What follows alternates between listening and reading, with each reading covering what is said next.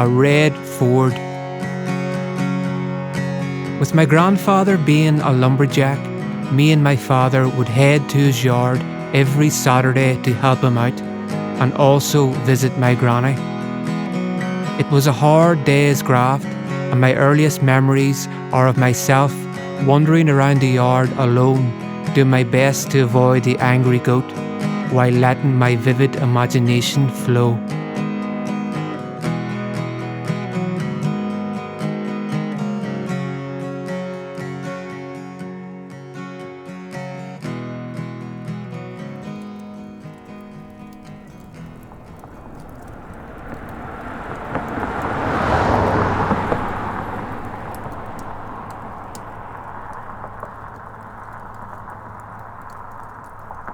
A red Ford. Driving home, the car packed up to the rafters.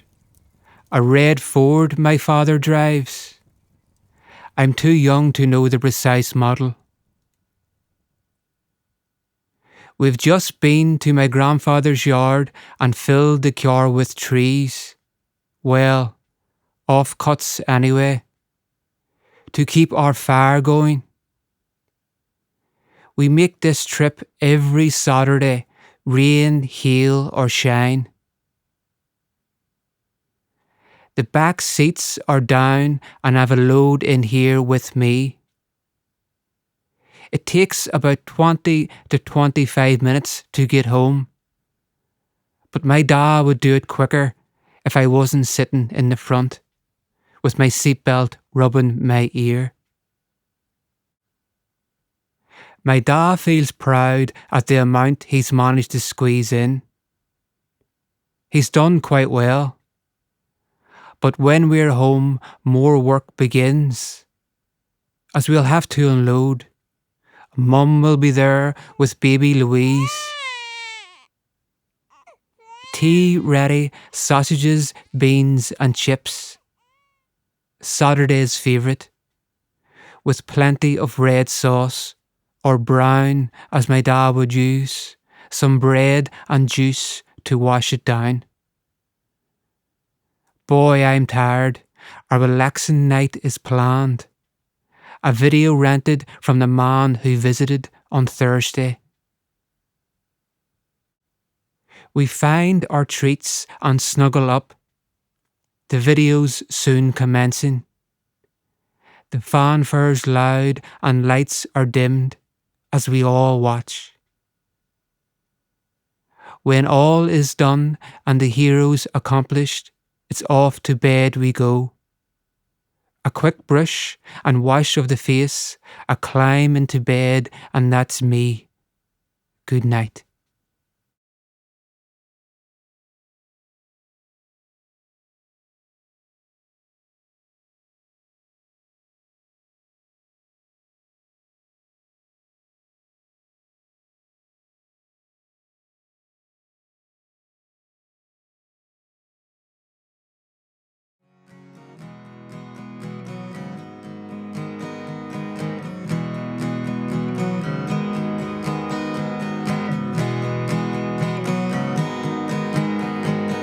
Landlord.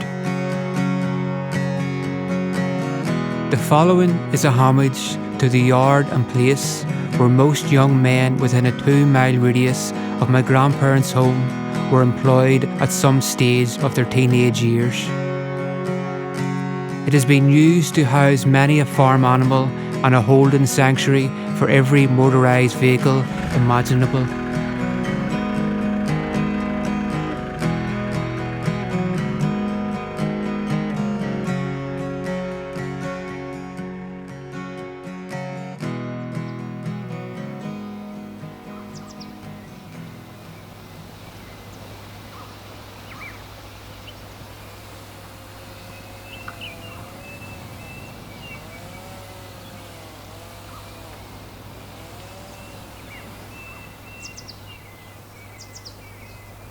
Landlord. Deep in the lowlands of County Armagh, less than a mile from Ardmore Church, there's a yard that my grandfather worked from. Trees cover most of the land except the ones cut down. A bank of turf to separate the fields, to let each governor know what they own, what they neighbour. Birdsong can be heard. An old blue truck parked up for years, now nature holds it firm, with briars entwined spilling from the open doors. Taking pride of place in the yard is a grey diesel circular saw bench holding a large rusted blade. Looking around the yard now on a brisk Saturday morning in February 23, remembering my father's accident, almost losing an eye. Pressure from the engine's power freed a sharp chunk of silver birch, and with the speed of a bullet from a gun, it struck the left eyebrow of my father. An old wheelbarrow is tipped up, declaring innocence, held tight by ivy growing from every corner of the yard. Seeing now through my eyes behind the clearing is the pear tree planted in my grandfather's place.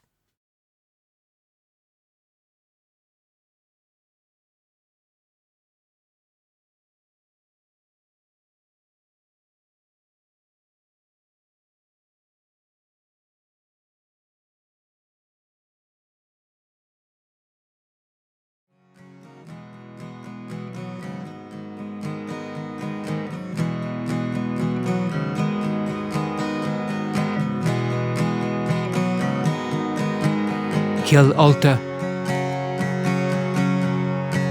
The great forest of Ulster was land situated roughly between Lough Neagh and the River Lurgan in County Antrim. In the 16th century, it was an area used for continual warfare between the Irish and English. This poem depicts what challenges the folk of the land there and nearby faced when settlers were sent from across the water.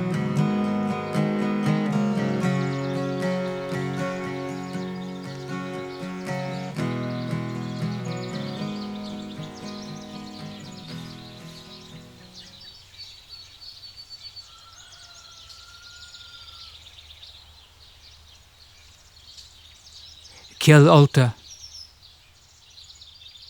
The great forest of Ulster, tucked beneath the sky, in the north of the island's beauty, east of Erin's Eye. A strong fortress on Clonbrassil's terms, a bog of preservation. A place where men placed their chances on a meal and children spawned. This wood of fresh air is clean. We hide, salvage, we care for our own, in this our ancestral home. Settlers took our land, the land we rightly own, the land we all do share. Instead, we're cast outside. A place of parented scripture, no tenants, lords, king or queen. The laws of land teach obedience. Wolves roamed this landhold and ravaged through the night, feeding on what was caught, flesh stripped of wild deer, delicious to the hound pack. The earth of the forest will always be free in the earth of Killultagh's trees.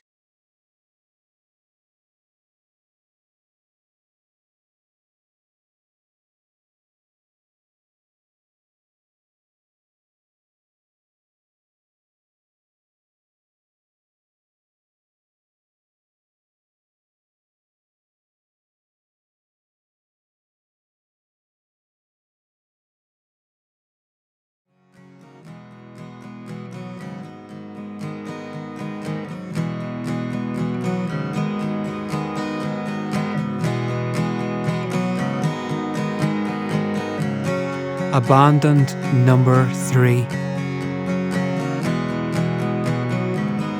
Looking through the cracked window panes of an old abandoned cottage perched in the centre of a field I come across while out for a walk, it's easy to get swept up and transported to a moment in time when the cottage was full of spirit and an active shelter for people born from her land.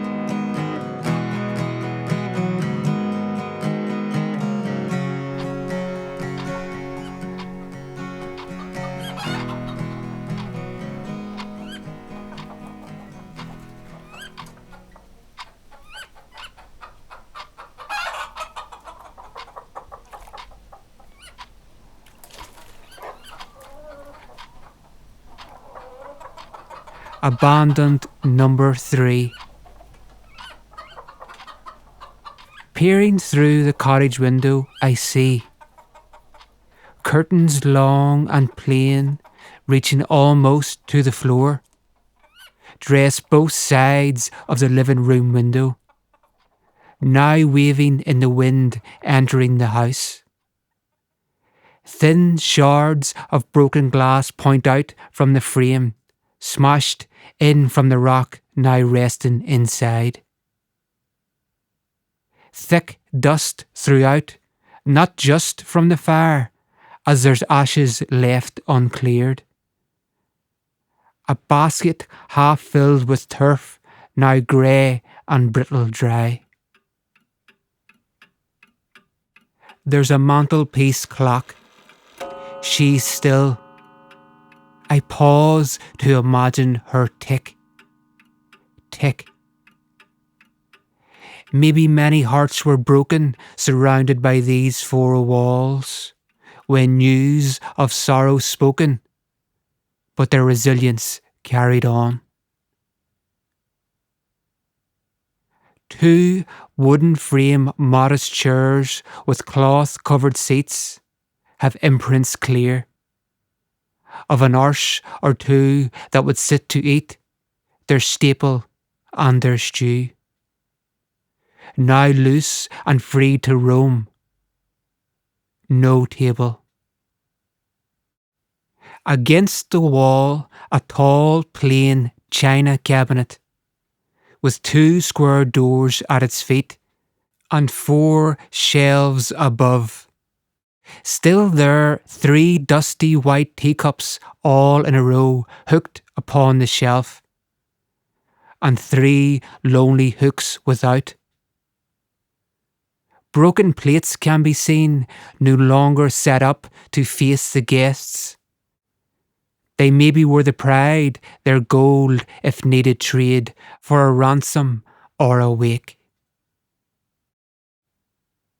Standing outside, I examine the solid wooden cumbersome front door. Once painted emerald green, though its brightness now withdrawn. From the lashing rain or belching wind or a season's sun exposure. Made up of 6 rigid vertical panels holding firm together. As dependable as the local stone used to raise the walls, used to hold the roof, their protection from this nation's climate. I walk on.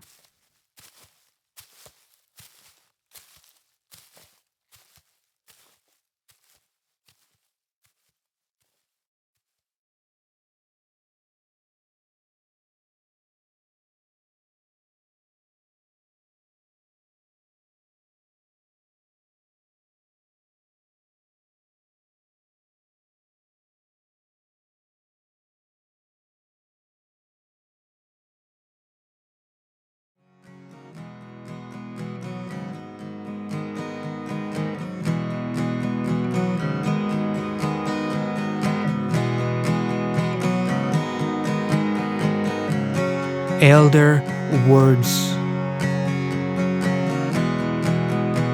This poem is heavily influenced by the passing of knowledge or experience gained from the life of persons willing to share what they feel might comfort a developing mind of a relative or friend. A decision to meet for a coastal walk is important. This is where the mind can be cleared and eyes be widened by the fresh shoreline breeze.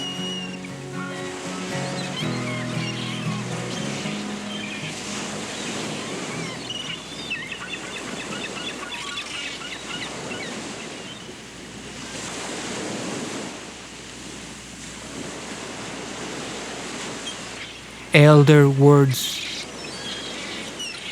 The words of once were past along the water's edge, head dipped to honour elder growing by the coast. Company explained as two, an intimate walk together, the presence of thought. Around them breathes the heartbeat of the shore. A wet and silver serenade to gasp and breathe it in. Was it true? It is but this, our fortune in the midst. Forevers though they must continue to repay. Converse to put you right, your dander on your way. The wind she blows, she's fresh, a surrounding of the face.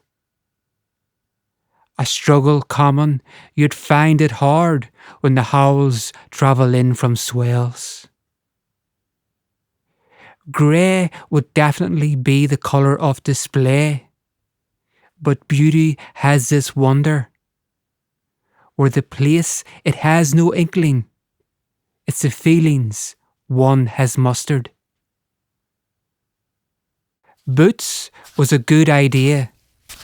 Sand be dry enough, but the sea be stroking where they are walking, their imprints soon replaced. To feel it charging through your bones, it is to feel alive. The city's dust, unwanted lust, decluttered from the organs. To speak, to lend, advice to younger soul. Helpful tips from birth to trips, your direction down the road. Time will tell if the guidance consumed is the aid their life requires. To be present, focused on the task, an issue wired. Their return to elder holding firm, her berries not yet purple. Rabbit warrens dotted round, dunes of sand, the common ragwort. Journey soon complete. To consume all they learned. Attention with intent as they express their gracious charms. Thank you.